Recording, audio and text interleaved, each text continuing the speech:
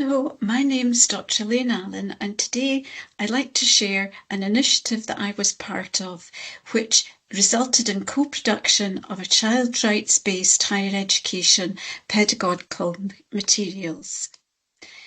It started when I met children who were supported by the Scottish Children's Parliament. They were a group of children who were called the Imagineers and were aware of their children's rights.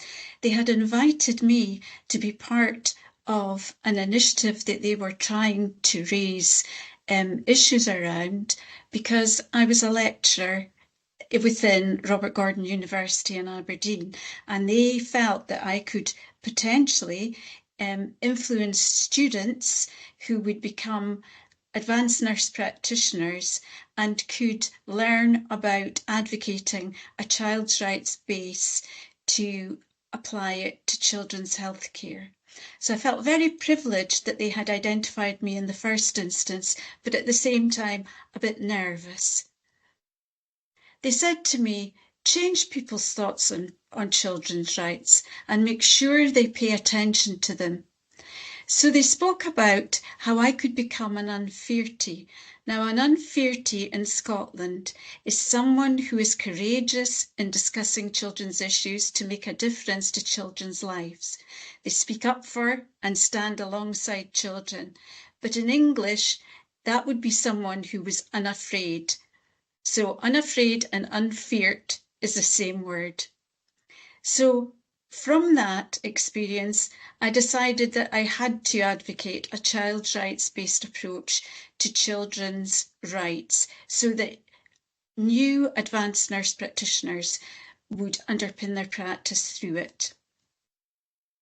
I considered the role of higher education because the government indicates that all staff include in all aspects of child health care, including higher education establishments which train advanced nurse practitioners, should initiate ways of working to promote children and young people's rights, ensuring that they have a voice in all aspects of their life, including services that affect them. And in addition, this approach would support progressing the legal status of children and young people's human rights set out by the Scottish Government. So I set out to provide a contemporary relevant course with content that would influence the leadership and practice of advanced nurse practitioner nurses. I very quickly decided that I need to have a rationale and vision for the initiative and the innovation, which the children were very keen that they would be part of. So I obviously had to sell this to my management. So I did this through evidence base. I discovered that it's deemed everyone's responsibility. However, it hasn't been fully embraced in nursing higher education institutes, and that nominal meaningful children and young people contribution has really been the norm to the co-design of education materials. So having established this omission, I developed a proposal to ameliorate the gap and shared my vision along with the children, who were very keen to co-produce technology-enhanced, child rights-based pedagogical A&P learning materials. They were very, very much influenced by children as equal partners. I thought it was very important to do that so that power base was shared. And in doing so, we were meeting the United Conventions of the Rights of the Child and the Nursing and Midwifery Council requirements. So the method was initially to promote teaching about, through and for children's rights, and applying a child rights-based approach to the design of a pedagogical module that was co-produced through children and young people's lens. And in saying that, it wasn't just the children and young people's lens.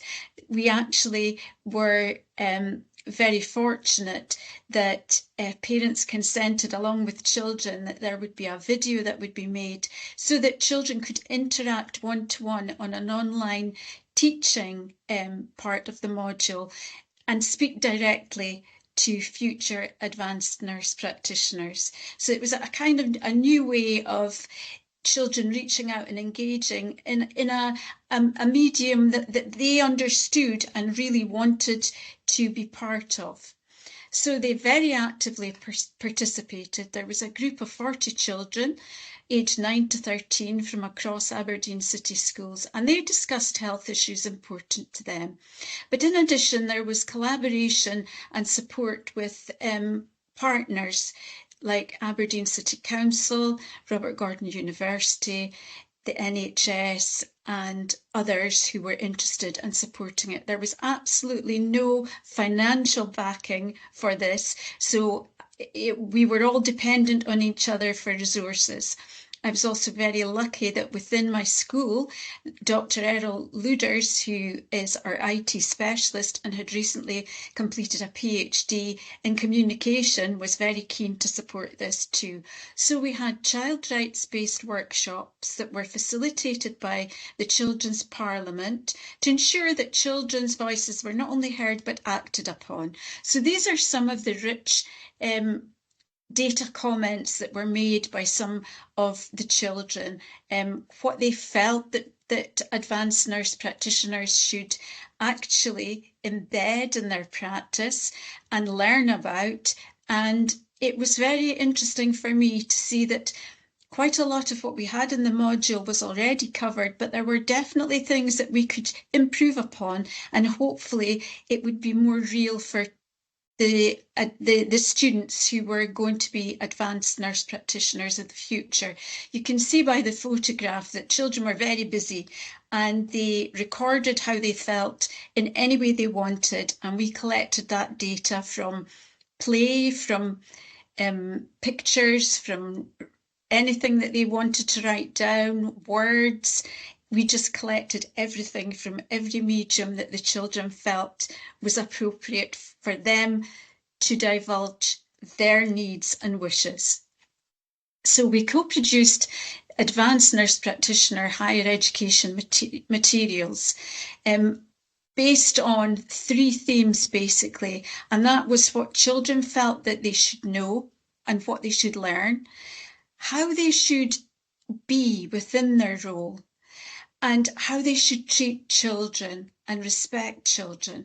One in particular said you should love children because they know that if you don't, and you don't love your job, we immediately know. So I thought that was very telling.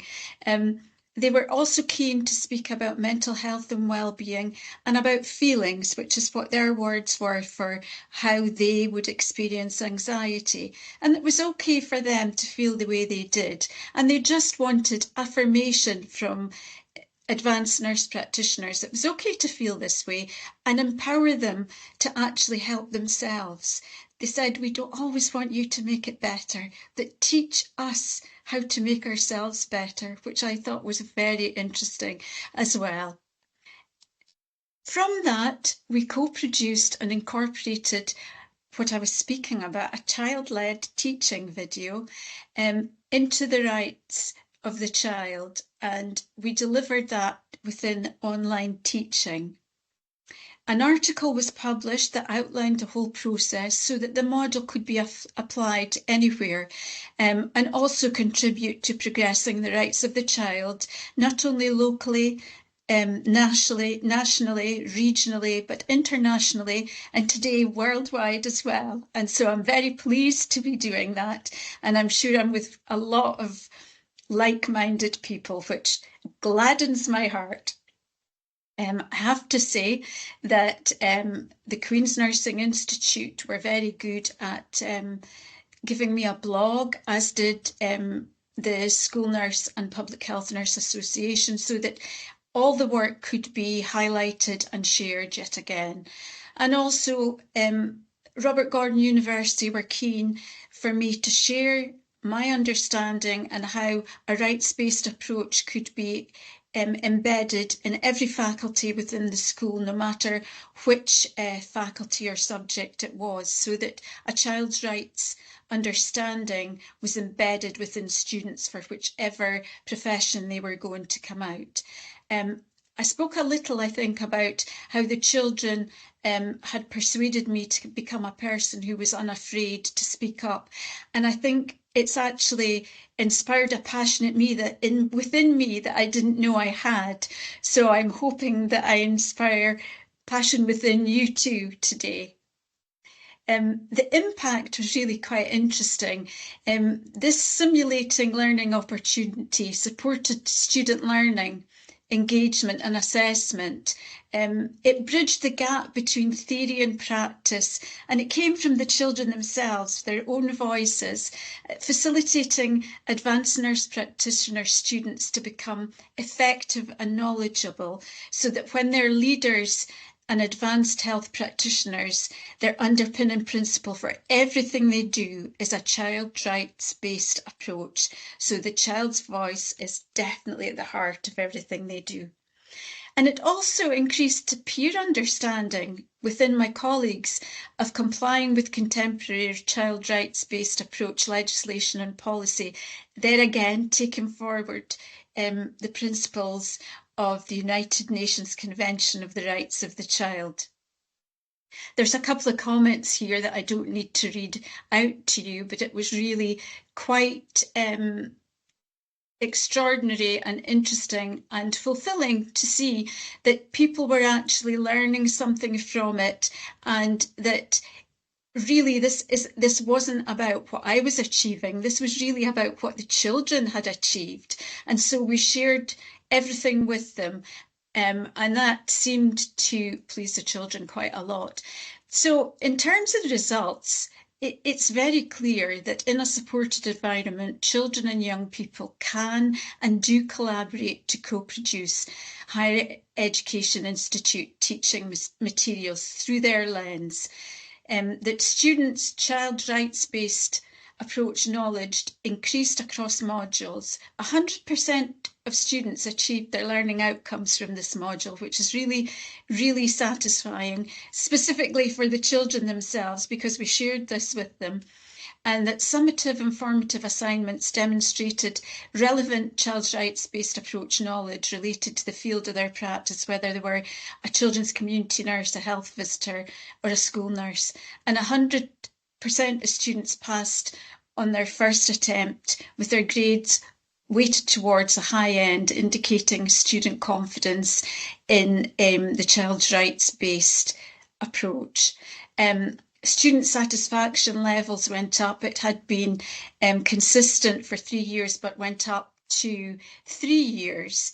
And then finally, I hope, as I said already, that this has potentially inspired people listening, and that if you would like to do something similar yourself, if you would like to design modules that are child rights based approach based, then these are some questions that you can ask yourself.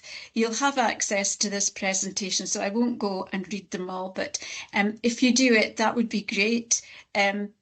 Together we can actually make an impact and improve the lives of children.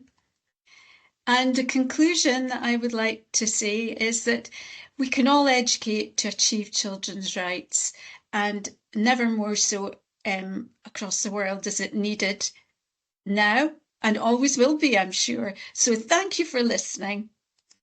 And if you have any questions, I'm happy to take them.